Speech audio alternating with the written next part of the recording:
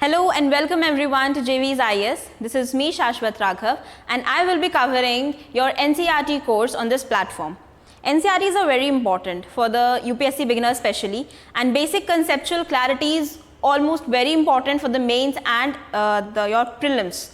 Okay, so in this course today I'll be showing you for the environment ecology. Environment ecology, ये 4 chapters of class 12th biology NCERT are very important. Okay, let's cover first chapter today, organism and population, ecosystem, biodiversity and environmental issues. These are important, we'll cover in the next lectures. And only this unit 10 ecology of this class 12 NCERT will be building your foundation for the environment, and then you can go with the advanced books to cover more. Okay, chalo, let's begin for this. We have first organism and population. Organism and population. So इन्हें पढ़ने के लिए we have first we need to understand ecology. Okay, what is ecology? Ecology का मतलब क्या होता है? एक branch है, branch of biology. We have many branches in biology. हम human biology पढ़ते हैं, genetic biology पढ़ते हैं. Okay, there are many branches. Ecology is that branch of biology that deals with the interaction among the organisms and the environment. ठीक है, अब environment में भी सिर्फ organism नहीं है. Okay, we are not only living organisms present in the environment. Environment में और कौन-कौन present है? We have abiotic factors as well. तो environment में क्या है? Abiotic and biotic, जो उनका interaction है, that are we going to study in the ecology. Okay, that is the ecology, branch of biology which deals with the interaction of these organisms with the abiotic components in the environment. ठीक है, environment है, biotic, abiotic दोनों components से कैसे interact कर रहे हैं उसके बारे में पढ़ रहे हैं, that is ecology. अब ecology में 4 basic levels होते हैं organization के. ठीक है, what we have, organism, कौन सा organism है, organism को combine करते हैं, organism की बहुत ज़्यादा number है तो क्या कहते हैं, population. Many populations accumulate together, उसे कहते हैं communities, और जब बहुत सारी communities साथ रहती हैं या interact करती हैं उन्हें हम कहते हैं biomes. Okay, so you can just look this side. Individual, that we have organism, then we have population, biotic community. Biotic community, ecosystem पे आ गए. Ecosystem क्या हुआ? Again, एक ecosystem, small ecosystem जहाँ पे interaction हो रहा है biotic and abiotic components का. Biotic means living, जो जीवित है, and abiotic जो non living है. Okay, then we have landscape, biome, and then biosphere. Okay, so this was the basic. ecology क्या है? branch है biology की जहाँ पे हम क्या पढ़ रहे हैं? interaction पढ़ रहे हैं. ठीक है, उस interaction में हम basically कहाँ पढ़ेंगे? organism का, population का, communities and then we have the biome. पूरा कैसे वो interact कर रहे हैं आपस में. ठीक है, चलो next is organism and its environment. अब कोई particular organism है, उसका एक particular environment भी होता है. ठीक है, वहीं पे हमें ये पढ़ना है कि वो उससे कैसे interact करेगा. Like एक स्मॉल इकोसिस्टम समझ लो इसे. ठीक है, यहाँ वी हैव प्रोड्यूसर्स. प्रोड्यूसर्स कौन होंगे? जो अपना खाना खुद बना सकते हैं. बचपन से पढ़ते आ रहे प्रोड्यूसर्स. ऑटोट्रॉफ्स कौन होते हैं? Green plants. ठीक है, देन वी हैव कंज्यूमर्स, जो इन ऑटोट्रॉफ्स को या प्रोड्यूसर्स को कंज्यूम करते हैं या फिर इनसे कोई एक या दूसरे फॉर्म में उन्हें उनका खाना मिल जाता है. So we have consumers here. And then after consumers we have decomposers, जो dead and decay पे feed करते हैं. Producers का खाना क्या है? Sun. ठीक है, वो वहाँ से ले रहे हैं, अपना खाना खुद बना रहे हैं. ठीक है, and then consumers को खाना कहाँ से मिलता है? Producers से. Producers का जो खाना है वो कौन बन जाता है? Decomposers. After they die. So एक तरह की ये cycle देखो. ये तो living organisms के बीच में interaction हो गया. अब abiotic components हैं. Abiotic components कौन से हो गए? तुम्हारे soil, वाटर, टेम्परेचर, एयर. अब इनका इंट्रैक्शन इन पे कैसे इफेक्ट करेगा? That is the interaction that we learn in the ecosystem, कि वो इकोसिस्टम है. ठीक है, वो इकोलॉजी है, ब्रांच है. Now sum total of all biotic and abiotic factors, substances and conditions that surround and potentially influence, वो इन्फ्लुएंस कर रहे हैं ये ऑर्गेनिज्म अगर किसी पर्टिकुलर एरिया में रह रहे हैं. सपोज एनिमल्स अगर फॉरेस्ट में रह रहे हैं तो उन पे उस फॉरेस्ट का, उस फॉरेस्ट एरिया का, वहाँ पे कितनी बारिश होती है, कितनी धूप पड़ती है, सबका इफेक्ट होगा उस एनिमल पे और वहाँ के प्लांट स्पीशीज पे भी. ठीक है. So they can potentially affect the organism without becoming their constituent part of the environment. Okay, so that is some total of abiotic and biotic factors. Biotic और एबायोटिक फैक्टर्स को जब मिला देते हैं then we have this environment. अब ये एक क्या बन गया, ये एक एनवायरमेंट बन गया. ठीक है, ये एनवायरमेंट किसी के लिए फेवरेबल हो सकता है, किसी के लिए नहीं हो सकता. जिसके लिए फेवरेबल है वो इस एनवायरमेंट में रहेगा, जिसके लिए नहीं है वो अपना कोई दूसरा एनवायरमेंट ढूंढेगा, या फिर जो उसके लिए फेवरेबल है वो वहाँ जाके रह लेगा. ठीक है. So this is this. At organism level, psychological economy tries to understand how different organisms are adapted to their environment in terms of survival and reproduction. अब इसका मतलब समझो. Understand how different organisms are adapted. अब जैसे मैंने कहा अभी कि इस environment में किसी के लिए ये वाला environment favorable होगा, तो वहाँ पे क्या होगा, उसका सर्वाइवल पॉसिबल है, reproduction, continuation of species possible है. बट अगर जिसके लिए ये इन्वायरमेंट सपोज एक्सट्रीम हीट है कहीं, अगर वो पॉसिबल नहीं है, वहाँ पे नहीं रह सकते, हम ही नहीं रह सकते कहीं बहुत ज़्यादा हीट है, तो क्या होगा, वो इन्वायरमेंट हमारे लिए फेवरेबल नहीं है, हम वहाँ सर्वाइव नहीं कर सकते, रिप्रोड्यूस नहीं कर सकते. Will move to another environment. Okay, animals और the organisms will move to another environment for their survival and reproduction. Next, now the variation of intensity. अब उस एरिया में या उस रीजन में कितनी इंटेंस रेनफॉल है या कितनी इंटेंस हीट है, that will be determined by the temperature and the other abiotic factors. Like intensity and duration of temperature along with annual variations in the precipitation results in the formation of major biomes. अब इसीलिए अब कहीं कहीं different amount of rainfall है, कहीं बहुत कम है, कहीं बहुत ज़्यादा है. ठीक है, उसकी वजह से क्या होगा, we create a different regions. Regions क्या है, tundra, rain forest, desert like area. Desert में बिल्कुल बारिश नहीं होती, रेन फॉरेस्ट में बहुत ज़्यादा बारिश हो रही है. ठीक है, see here, mean annual precipitation, mean annual temperature. Temperature ज़्यादा है, वहाँ पे एनुअल प्रेसिपिटेशन ऑलरेडी बहुत कम है, तो ये एरिया क्या बन गया, डेजर्ट एरिया. ठीक है, थोड़ा सा आगे आता है, ये एरिया बन गया ग्रासलैंड, जहाँ पे अगेन टेम्परेचर ज़्यादा है, प्रेसिपिटेशन थोड़ी और ज़्यादा है, कहाँ से, in comparison with desert.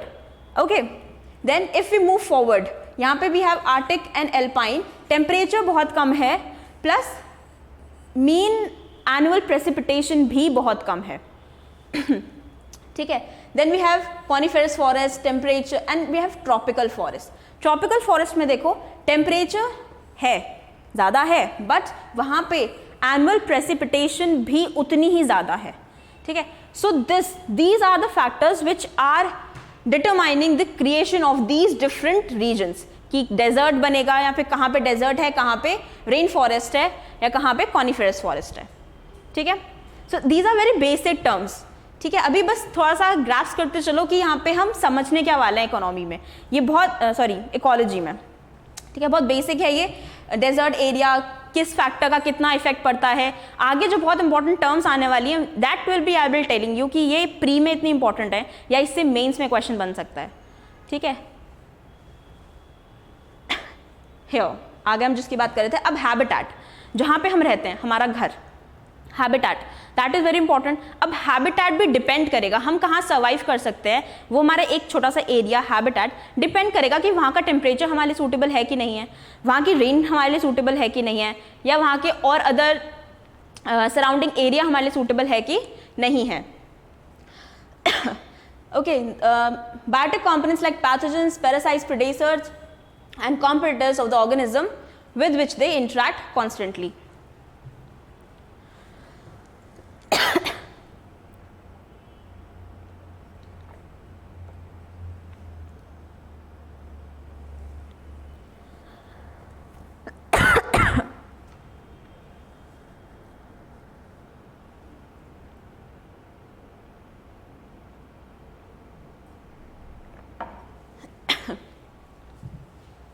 Okay, these are the biotic, which are the living organisms, and then we have major abiotic factors. अब इन पे डिपेंड करता है, ठीक है, कि एबायोटिक फैक्टर्स कितना अफेक्ट कर रहे हैं कौन से ऑर्गेनिजम्स को, whether that organism can stay in that area और not. First is temperature. That's the most important ecological factor to determine biomass of the place. Average temperature on land varies seasonally, decreases progressively from the equator towards the pole. This is equator. And then we have here poles. Okay, अब equator से poles की तरफ जाओगे तो क्या होगा, temperature decrease होगा. Now obviously this will be determining different regions. Equator पे डिफरेंट रीजन होगा एंड पोलर जाते जाते जैसे हमने लास्ट स्लाइड में देखा था अभी कि आर्टिक रीजन बन जाता है, आर्टिक एंड एल्पाइन तुंद्रा, जहाँ पे रेनफॉल भी कम है प्लस एनुअल टेम्परेचर भी बहुत कम है. ठीक है, सो दैट्स ओनली कि टेम्परेचर कैसे वेरी कर रहा है. अब टेम्परेचर वेरी कर रहा है तो वहाँ पे जितने भी ऑर्गेनिजम्स हैं, एनिमल्स एंड ह्यूमंस, सब पे इफेक्ट होगा. Here we come the term stenothermal and eurythermal. These two terms are very important. Why? अब टेम्परेचर रेंज है, मैं कितनी टेम्परेचर रेंज को बियर आउट कर सकती हूँ. ठीक है, if that range is narrow और स्मॉल देन दोज एनिमल्स और those organisms are known as stenothermal. ठीक है, ability to tolerate only narrow range of temperature, बहुत कम रेंज हम टेम्परेचर का सह पाते हैं, they are the stenothermal organisms. Okay, and which the organisms which can tolerate the wider range of the temperature, they are known as eurythermal. यहाँ पे graph देखो,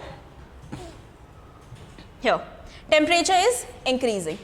Okay, अब स्टीनोथर्मल क्या थे, नैरो रेंज ही बेयर आउट कर पाएंगे. सो activity क्या होगी उनकी, नैरो रेंज में अगर टेम्परेचर कम है, ठीक है, तो उनकी एक्टिविटी ज़्यादा है. ठीक है, this is the optimum temperature उनके लिए, तो ये होगा क्या, स्टीनोथर्मल. ठीक है, अब जो वाइड रेंज ऑफ टेम्परेचर झेल पाते हैं, ठीक है, तो उनके लिए देखो ये हो गया ग्राफ, मतलब उनका ऑप्टिमम यहाँ है, वो वाइड रेंज कर पा रहे, इतनी रेंज उनकी है. This whole is their range for the यूराथर्मल.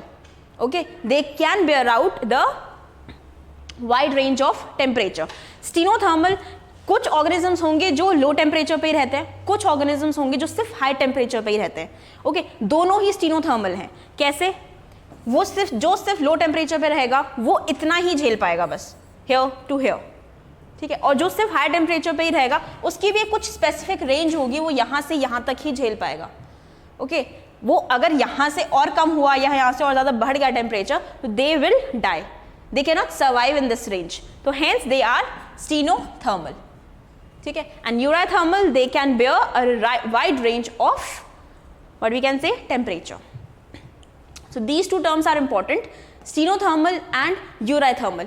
इसमें अब डायरेक्टली प्रीलिम्स का क्वेश्चन स्टीनोथर्मल और यूराथर्मल से मतलब क्या है, डेफिनेशन पूछ लेंगे, इंटरचेंज कर देंगे, एग्जाम्पल्स बता देंगे. यूराथर्मल के लिए we have cat, dogs, tiger, and for stenothermal we have penguin, fishes, crocodile. ठीक है, तो वो कुछ भी फॉर्म करके दे सकते हैं. These terms are important. ठीक है, स्टीनोथर्मल एंड यूराथर्मल. इनसे ही रिलेटेड एक टर्म, दो टर्म्स और हैं, यूराहेलाइन एंड स्टीनोहेलाइन, जिसमें अभी हम आगे पढ़ेंगे. वो सॉल्ट कॉन्सेंट्रेशन के लिए. थर्मल, थर्मल वर्ड कहाँ से है, टेम्परेचर. तो eury means wide range, eury means wide range and thermal means temperature, तो वाइड रेंज ऑफ टेम्परेचर. अब अगर मैं यहाँ पे यूराथर्मल यूराहेलाइन लिखती हूँ, हेलाइन, तो haline word comes from salt and eury means wide range. तो जो organism wide range of salt concentration bear कर सकता है then it is known as euryhaline. So comparative है. अब इसमें प्रीमियर क्वेश्चन बन जाएगा यूराहेलाइन, यूराथर्मल पे स्टीनोहेलाइन, ये चार टर्म्स से इंटरलेट करके क्वेश्चन बन सकता है. मैच द फॉलोइंग में, इंटरचेंजेबल क्वेश्चन स्टेटमेंट्स में. ठीक, so this was all about the temperature. Temperature कैसे इफेक्ट कर रहा है and what are the main terms for this stenothermal and eurathermal. Next we have water. Here we will study uraheline and stenoheline. Here, life on earth is unsustainable without the water. Productivity and distribution of plants is heavily dependent on the water. अब water पे dependent है. We know we have larger amount of water present on the earth and we have the aquatic ecosystem as well. Okay, now aquatic ecosystem में जो aquatic animals present हैं, organisms present हैं, now they will be categorize into two, euryhaline and स्टीनोहेलाइन.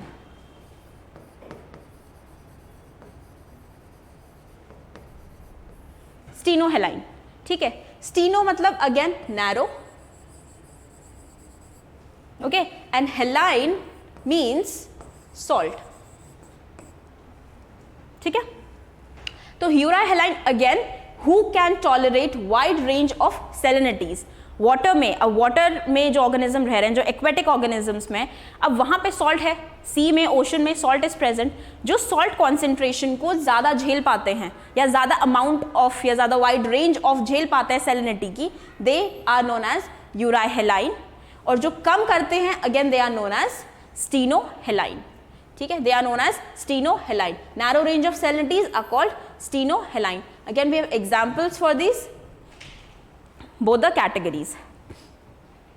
ठीक, and this is known as osmoregulation. osmoregulation term का मतलब क्या होता है? The salt concentration को regulate कैसे करते हैं? जो organism है, for example अब ये fish है, ये salt concentration जो water में present है, इसके habitat में present है, उसे ये regulate कैसे करेगी? ठीक है, तो regulate कैसे? अब यहाँ पे देखो, arrows देखो, activity taken up the ions through the gills. Ions means your salt. ठीक है, and absorbs water through the skin. ये through the skin they are absorbing the water, then they are releasing out as well. वो give and take का जो इनका system है, it is regularly going on.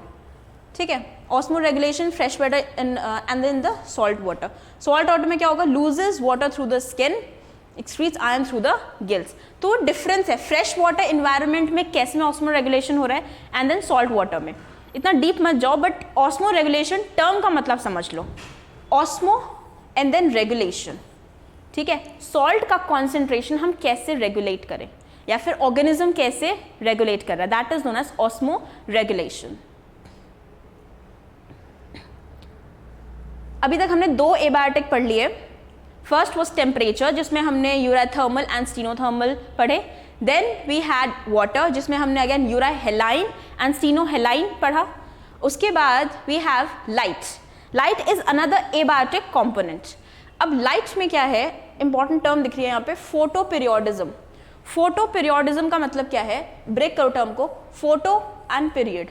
ठीक है, photo means light and period means the duration.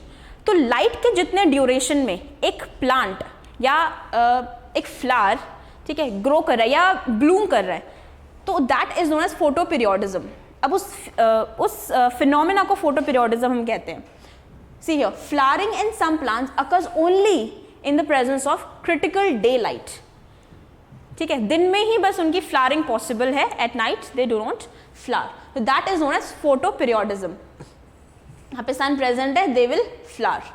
Okay, critical photo period मतलब short day plant.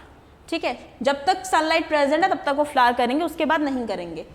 They are day neutral plant. They will be flowering all the time. जब उनका flowering का season आ जाएगा, they'll flower and they will be kept flowering. मतलब वो बंद नहीं हो जाते बाद में। ठीक है, You must have seen वो other plants, रात की कली and something, जो रात में ही बस flower होता है। ठीक है, दिन में जो दिन में ही flower होता है। ठीक है, so we have this kind of. So अब ये जो ऐसे flowers होते हैं जो light dependent हैं, ठीक है, तो they are known as photoperiodism या फिर फोटो डिपेंडेंट, लाइट डिपेंडेंट। ठीक है, तो again we have now this third category और third abiotic component which is affecting the environment and the organisms. Next abiotic component is soil. Soil is important for both animals and plants. Plants के लिए ज्यादा important क्योंकि plants उसमें grow करते हैं। ठीक है, सॉइल में थोड़ा भी पीएच का हेरफेर होगा तो that will be directly affecting the plants. Types of soil depends upon climate, weathering process, whether soil is transported or sedimentary, and how soil development occurred. Okay, soil composition, grain size छोटा है या बड़ा है. Then aggregation determine the percolation of and the water holding capacity. Percolation क्या है? Suppose this is the soil. ठीक है, अब इसमें यहाँ पे present है particles. Now the water percolation मतलब वाटर कितनी ईजिली अंदर तक जा सकता है डेप्थ में, एंड रिटेनिंग मतलब अंदर तो चला गया सॉइल में, अब रिटेन हो रहा है वहाँ पे ये सॉइल वाटर को होल्ड कर पा रही है। ठीक है, that is also dependent on this only. So soil में ये सब चीज़ें इंपॉर्टेंट हैं, that will directly affect this type of plants. तुमने देखा होगा टाइप्स ऑफ सॉइल पढ़ते हैं एंड उसमें फिर हम टाइप्स ऑफ प्लांट्स पढ़ते हैं कि अगर लेटराइट सॉइल है या क्लेई सॉइल है, ठीक है, या different types of other soil, Sandy soil है, तो उसमें कौन कौन से प्लांट्स जा सकते हैं या कौन से प्लांट्स को कौन सी सॉइल चाहिए होती है। So that is because of this only कि percolation and water holding capacity, अगर soil water hold नहीं कर पा रहा और plant को बहुत ज़्यादा water चाहिए grow करने के लिए, तो that plant and that soil are not made for each other. वो plant वहाँ पे उस soil में grow नहीं कर सकता, ठीक है. Of the soils along with pH, mineral composition and topography determine the vegetation in an area. ठीक है, यही बताया अभी कैसी वेजिटेशन होगी किस सॉइल में, वो डिटरमाइन कौन करेगा, सॉइल का टेक्सचर, ग्रेन का size, aggregation, determination of the percolation and water holding, soil का pH, mineral composition and topography. ठीक है, यही डिसाइड करेंगे कि कहाँ पे कैसी वेजिटेशन होगी.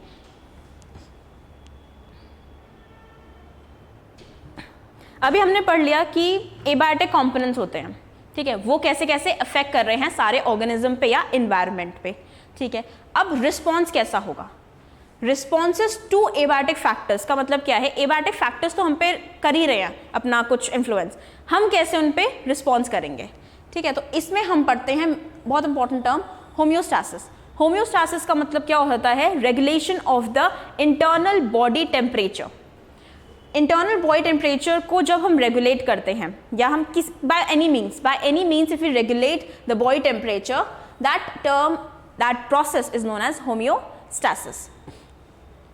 पढ़ो इसमें क्या लिखा है. In the course of evolution many species have evolved constant internal environment to permit all the biochemical reactions and physiological functions to work with the maximum efficiency to have overall fitness of the species.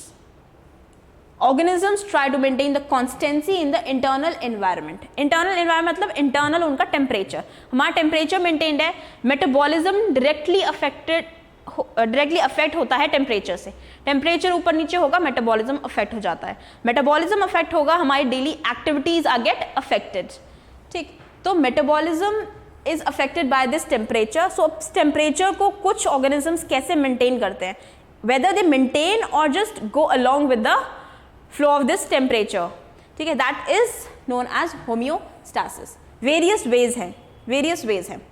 We'll read about this. Conformers, regulators, partial regulators. Also we have birds होती है जो migrate कर जाती है. ठीक है, वो regulate या कन्फर्म नहीं कर पा रही. व्हाट दे डू, उनका टेम्परेचर यहाँ पे फीजिबल नहीं है, कहीं और फीजिबल है, they will just go and stay there for that duration of the time, they will migrate. Okay, and see here homeostasis का इजी मतलब क्या समझोगे, ना तो बहुत ज़्यादा ठंडा रहना है ना बहुत ज़्यादा गर्म रहना है. ठीक है, ना बहुत ज़्यादा गर्म ना ठंडा, बीच का, just right temperature. Okay, that is homeostasis. For that organism, what is the just right temperature, he will maintain it, and that is known as homeostasis. Regulation of the internal body temperature. See here, internal level का मतलब वो है कि internal body temperature कैसा है, and external temperature बढ़ता जा रहा है यहाँ पे, and internal body level पे हम क्या कर रहे हैं, conformers will स्टे, वो ऐसी वो कर रहे हैं, रेगुलेटर्स रेगुलेट कर रहे हैं. ठीक है, उनका बॉडी टेम्परेचर कुछ नहीं चेंज हो रहा, उतना ही है, फिक्स रखा हुआ है उन्होंने कि हम इससे ज़्यादा ऊपर नीचे कर ही नहीं सकते. वो रेगुलेट कर रहे हैं, टेम्परेचर बाहर कितना भी होता रहे, उन्हें किसी भी मीन से रेगुलेट करना है.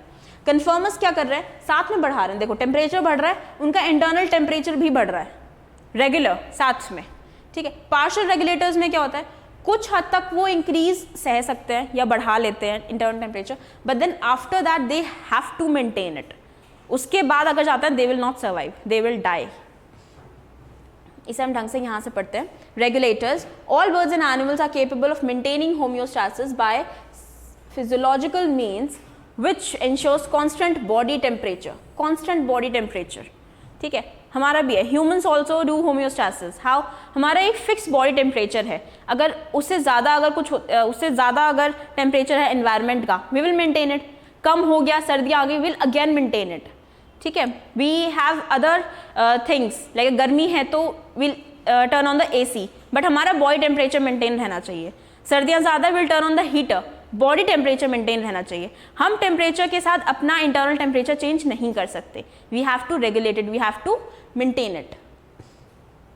So they are known as regulators who maintain it, who do the homeostasis. Okay, now thermoregulation and osmoregulation are the source of success of mammals in all the environmental conditions. ना this is why mammals her condition में मिल जाते हैं. ये बोला जाता है mammals यहाँ polar regions में भी हैं, इक्वेटर रीजन में भी हैं. ठीक है, क्यों हैं? Because they have special this thermo regulation tendency. Thermo regulation या फिर होम्योस्टैसिस, वो अपना इंटरनल टेम्परेचर ही मेंटेन कर लेते हैं. दे have this feature, they have this special quality. In summer when outside temperature, ये मैंने बताया, मोर है तो हम अपना टेम्परेचर कैसे मेंटेन करेंगे? Will do something to reduce the temperature. Okay, we sweat ऑफनली, नेचुरल वे है. ठीक है, एसी ऑन करना आर्टिफिशियल वे है. स्वेट, स्वेट आएगा, वी नो, स्वेट होगा, इवेपोरेशन होगा, and evaporation turns into cooling. Evaporation क्या देता है हमें? कूलिंग देता है. ठीक है, सो वी स्वेट ऑफनली resulting in evaporative cooling, and hence again हमारा टेम्परेचर क्या हो गया? Maintain, which brings down the body temperature. In winter natural तरीका क्या है? शिवर करना. शिवर करोगे, एक्टिविटी बढ़ेगी, मेटाबॉलिज्म बढ़ेगा, बॉडी में हीट जनरेट होगी. Okay, and that's the way how we are maintaining the body temperature, how we are regulating the body temperature. Okay, produces heat and raises the body temperature. अभी बताया migration, जिनके लिए feasible नहीं है, यहाँ पे condition feasible नहीं है. What the birds do eventually, they migrate to other regions. They'll migrate. ये इनका migratory path दिखा रखा है. ठीक है, from time being from the stressful unfavorable habitat to more sustainable habitat and return back when stressful period is over. stressful period उसे ही कहा जाता है जब जो conditions हैं, जो environmental conditions हैं, वो हमारे body के लिए या हमारे internal environment के लिए ठीक नहीं है. they are unfavorable. we cannot either survive, we cannot reproduce in that thing. many birds undertake long distance migration to more hospitable areas. Okay, and we have here examples. Then we come to conformers. What conformers do eventually? Their body temperature change with the ambient temperature. Osmotic concentration. These animals are called conformers. Conformers क्या करते हैं? अपना body temperature external temperature के according बढ़ा देते हैं ताकि उन्हें problem ना हो उसमें. Conformers are not able to bear the energetic expenses to maintain the constant body temperature. ठीक है, और यही रीज़न है, ये एक MCQ भी करवाया था मैंने अपनी MCQ सीरीज में कि why these small mammals are not, small animals are rarely found, this was the only term, are rarely found in the polar regions. क्यों वो कम मिलते हैं? These are the main reason. क्या मेन रीज़न है? उन्हें अपना टेम्परेचर मेंटेन करने के लिए बहुत ज़्यादा एक्सपेंस करना पड़ेगा, बहुत ज़्यादा एनर्जी रिलीज आउट करनी पड़ेगी, and that is very we can say too costly for them. ठीक है, इतनी एनर्जी वो नहीं जनरेट कर सकते, and hence small animals are rarely found in the polar regions. ठीक है, पोलर रीजन्स में कौन है? Polar bear. पोलर बियर के पास क्या है? We have this thick layer. ठीक है, इसके पास थिक लेयर है. ये मैमल है, कन्फर्मर में नहीं है, ये रेगुलेटर उसमें आएगा. ठीक है, तो पोलर बियर के पास क्या है? थिक लेयर है ऑफ फैट. तो उससे क्या होगा? इसका जो इंटरनल बॉडी टेम्परेचर है that will be maintained, that will stay maintained. वो रेगुलेट कर लेगा उससे. ठीक है, मैं टेम्परेचर नहीं बढ़ने देगा. Okay, and we have few adaptations as well for the polar bear जो वो पोलर रीजन में सर्वाइव कर पाता है. ठीक है, like we have small ears, we have this special claws for the tearing the prey, and we have the that the padded paws we have. Okay, तो snow पे चलने के लिए we have the padded paws. ठीक है, so these are the adaptations. अभी हम आगे adaptation का टॉपिक भी पढ़ेंगे. So now अभी हमने क्या पढ़ लिया? Regulators हमने पढ़ लिया इससे पहले. We have the regulators. Okay, then we have the migration. Migrate कर लेते हैं, कुछ migrators हैं. Then we have conformers. Okay, partial regulators बता दिया, वो partially regulate करेंगे and then उसे बाद में उन्हें maintain करना पड़ेगा. ठीक है, पार्शली वो अपना इंक्रीज कर लेते, then they have to maintain it. वो पूरा ही कंफर्म नहीं कर सकते, पूरा ही रेगुलेट नहीं कर सकते. ठीक है, अब एक है सस्पेंड. सस्पेंड क्या होगा? Micro organisms like bacteria, fungi and lower plants, a thick wall spores is formed which help them to survive the unfavorable conditions. Again, this is the form of adaptation only कि वो कैसे वहाँ पे survive करेंगे unfavorable conditions में, if they are in. Suspend का मतलब रहता है कि metabolic activity को, जो बॉडी में चल रही है मेटाबॉलिक एक्टिविटीज़, उसे बिल्कुल मिनिमाइज कर देना, मतलब बिल्कुल ना के बराबर कर दो कुछ टाइम के लिए. ठीक है, that is known as suspension, suspend. ठीक है, metabolic activity are reduce to minimum during this dormant period. Dormant का मतलब होता है रेस्ट, ठीक है, इसे हम क्या बोलते हैं, rest, resting period, dormant period, उस टाइम पे हम कुछ नहीं कर रहे, ठीक है, स्लीपिंग पीरियड भी बोल सकते हैं। तो सस्पेंड बोला जाता है इस ऑर्गेनिजम्स के लिए, and for others we have, this is the form of suspension only, hibernation, aestivation and diapause. Hibernation को हम क्या बोलते हैं, विंटर स्लीप, एस्टिवेशन को समर स्लीप। कुछ ऑर्गेनिजम्स हैं जिन्हें विंटर में नहीं अपनी एक्टिविटी वो करनी, so they will sleep the entire winter, उन्हें हम क्या बोलते हैं, हाइबरनेशन, विंटर स्लीप, ठीक है। They will reduce their metabolic activities to the lowest. कुछ को समर से प्रॉब्लम है, वो समर में नहीं रह सकते, तो समर में entire summer they will sleep, they will wake up in the winter only, so they, that is known as the aestivation, the condition of period of animal और plant spending the summer to avoid heat and desiccation in the dormant state. Dormant state मतलब sleeping state या बिल्कुल restful state, ठीक है। Hibernation, winter sleep, याद कर लो इसे, this is the winter sleep and this is the summer sleep, ठीक है। Diapause, stage of suspended development in the zooplankton species in lakes and pond. ये zooplankton में है, अगेन सेम ही चीज़ है। Diapause मतलब अपनी एक्टिविटी को बिल्कुल रोक दिया, ठीक है। Diapause किस में है, zooplankton species में। इधर देखो, ये है estivation, snail को याद कर लो, snail, S for sun, S for snail, याद कर लो, estivation is summer sleep, snail goes in the sleep in the summer, और ये है hibernation, winter में they'll sleep, helps to avoid damage from the temperature in the winter, low temperature in the winter, and here estivation avoids or helps to avoid the damage from the high temperature in the summer. So this was a way to avoid a few environmental conditions. ये बताई थी adaptation, कहाँ कहाँ पे adaptation possible है, ये adaptation ही था जो यहाँ पे अभी हमने पोलर बियर में डिस्कस किया था, that small years, clause and parrot pause, ठीक है, these were the adaptations only, जो पोलर रीजन्स में, जो हैवी आर्टिक में, स्नो रीजन में उन्हें रहने में हेल्प कर रहा है, ठीक है। तो अडेप्टेशन क्या है, attribute of the organism, morphological, physiological and behavioral changes that enables the organism to survive and reproduce.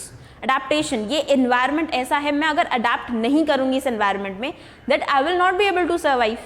Okay, I need few other characteristics other than the environment or other than my body to adapt in that environment. मैं बिल्कुल fix नहीं हो सकती उसके लिए, ठीक है। So first पढ़ते हैं kangaroo rat. In Northern America deserts fulfill the water requirement by internal oxidation of fat. ठीक है, ऐसे ही अगर हम डेजर्ट में जाओ, कैमल्स क्या करते हैं, they water retain, they retain their water, क्योंकि वहाँ पे वाटर की कमी है ऑलरेडी, ठीक है। तो अडेप्टेशन कब आएगा, जब वहाँ पे कुछ एक्सट्रीम कंडीशंस आर पॉसिबल और हमें अपनी बॉडी में कुछ चेंजेस करने पड़ेंगे, इधर मॉर्फोलॉजिकल जो अपीयर दिख सकते हैं, या फिर फिजियोलॉजिकल जो बॉडी के इंटरनल में होंगे, ठीक है। अब प्लांट्स में भी होता है कुछ, जैसे प्लांट्स में थिक क्यूटिकल प्रेजेंट है, ठीक है, thick cuticle is present. Thick cuticle क्या करेगा, उसे इवेपोरेशन को, या फिर हम कहते हैं वाटर इवेपोरेट होने से बचा लेगा, prevents the loss of water. Loss of water होता है, ट्रांसपिरेशन होता है, तो thick cuticle what will help, it will prevent the loss of water. CM plants, ये एक एसिड का नाम है, acid metabolism, leave that plants open their stomata during night to reduce the loss of water during photosynthesis. अब रात में वो क्या कर रहे हैं, वो स्टोमेटा ही क्लोज कर दे रहे हैं, स्टोमेटा क्लोज हो गया, इवेपोरेशन नहीं होगा, ठीक है, they will save it. Mammals in the colder climates have shorter ears and limbs to minimize the heat loss. उनके पास shorter ears हैं and limbs हैं to minimize the heat loss. क्योंकि कहाँ है वो, कोल्डर क्लाइमेट में या पोलर रीजन में है। पोलर रीजन में ठंड बहुत ज़्यादा, टेम्परेचर बहुत लो है, अगर वो अपना टेम्परेचर मेंटेन नहीं करेंगे, अगर वो इतना मेटाबॉलिज्म या इतनी एनर्जी एक्सपेंस करेंगे, then what will happen, they will release out all the heat, और वहाँ पे क्या करना है, उन्हें हीट मेंटेन करनी है, they have to maintain the heat, तो hence they have this shorter ears and limbs. अब शॉर्टर ईयर्स एंड लिम्स जो होते हैं उसे हम एक रूल बोलते हैं, that is Allen's rule. Allen ने ये रूल दिया था कि पोलर रीजन में अगर मैमल्स हैं या एनिमल्स हैं, they will be having the shorter ears and limbs, why, to minimise the heat loss, ज़्यादा उन्हें एक्टिविटी नहीं करनी पड़ेगी। Polar seas, aquatic mammals like sea again have thick layer of fat called blubber below their skin that act as an insulator and reduces the loss of body heat. Again. Okay, so अब इसमें तुम्हें कैसे याद करना है कि कौन से एनिमल में कौन सा एनिमल कौन से रीजन में है और उसका अडेप्टेशन क्या है, ठीक है। That can be asked again in the prelims specific questions, ठीक है। ये प्रीलिम्स के लिए मोस्ट इंपॉर्टेंट है, अडेप्टेशन कहाँ पे किसकी हो सकती है, किसकी पॉसिबिलिटी है। स्टेटमेंट फॉर्म में दे देगा, बिल्कुल ऐसे बच्चों वाले क्वेश्चन भी नहीं पूछेगा कि यहाँ पे क्या था या उसकी अडेप्टेशन क्या है। स्टेटमेंट फॉर्म में कुछ कंफ्यूज करने के लिए, जैसे ये वाली स्टेटमेंट है, ठीक है, मैमल्स आर रेयरली फाउंड, जो मैंने तुम्हें पहले ही बताया कि एक एमसीक्यू मैंने एमसीक्यू सीरीज में भी किया था इससे रिलेटेड, ठीक है। तो अगर ये आपको पता है एलेंस रूल, ठीक है, so you will be able to answer that question. अगर आपको पता है कि वहाँ पे like also has ability, kangaroo rat में एक और एबिलिटी है कॉन्सेंट्रेट इट यूरिन, ठीक है, यूरिन को कॉन्सेंट्रेट कर देगा। Why? To minimal the volume of water in use that is use to removal of the waste. Water को किसी भी तरीके से कम करना है, वाटर वेस्टेज को किसी भी तरीके से कम करना है। अब यहाँ पे इवेपोरेशन बचा लो, वहाँ पे यूरिन को कॉन्सेंट्रेट कर दिया, ठीक है। तो these are all the adaptations, इन्हें हम बोलते हैं फिजियोलॉजिकल अडेप्टेशंस, ठीक है। So this will be the approach in our NCERT course कि हम प्रॉपर एनसीईआरटी चैप्टर वाइज कैसे कवर करेंगे। डिपेंड कि ये इकोलॉजी की है, एनवायरनमेंट हम पढ़ रहे हैं, तो इसमें हम चैप्टर वाइज जा सकते हैं because we have only 4 chapters for environment, that will be building your foundation. But for others like history है या जोग्राफी है, तो हिस्ट्री जोग्राफी हम क्या करेंगे, 6th में कितना इंपॉर्टेंट इन्फॉर्मेशन है, लाइक 6th में भी आप पढ़ोगे आईवीसी है, इंडस वैली सिविलाइजेशन, और वो 12th में भी है हड़प्पन सिविलाइजेशन आके। तो ऑब्वियसली ज़्यादा इन्फॉर्मेशन कहाँ दे रखी है 12th में। आप कहोगे मैम 11th 12th की पढ़ लेते काफ़ी हो जाता, but I will be teaching you like topic wise कि एंशंट अगर हिस्ट्री हमारी चल रही है तो एंशंट हिस्ट्री में 6th में इतना इन्फॉर्मेशन था या कुछ टर्म थी जो इंपॉर्टेंट है, ये मार्क कर लो, बाकी हम यहाँ से पढ़ रहे हैं बिकॉज कॉन्टेंट वही है, बस वहाँ पे 6 में थोड़ा कम दिया था, 12th में थोड़ा बढ़ा के दिया है। क्लास 11th की हिस्ट्री, उसमें वर्ल्ड हिस्ट्री दे रखी है। अब world history, French revolution, Russian revolution, they are most important, ठीक है, वहीं से क्वेश्चन बन रहा है एक्चुअली में। तो उसमें हम क्या करेंगे, 9th की और 10th की जो पहले है, 9th में जो दे रखा है फ्रेंच रेवोल्यूशन, रशियन रेवोल्यूशन, पहले वो कवर करेंगे।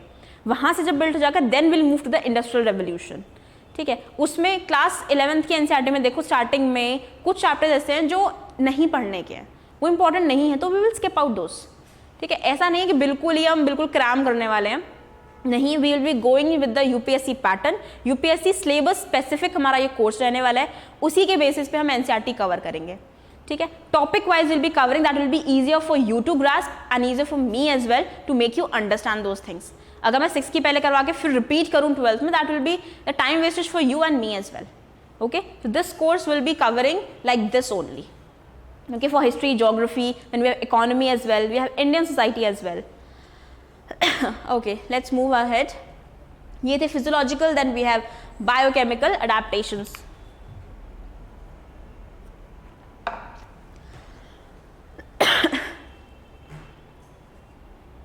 Okay, next is the population. We'll cover this in the next lecture. So all this is done and thank you, and we'll cover the population and other aspects we have. We have growth models as well, so we'll cover next. Okay, thank you everyone, have a nice day.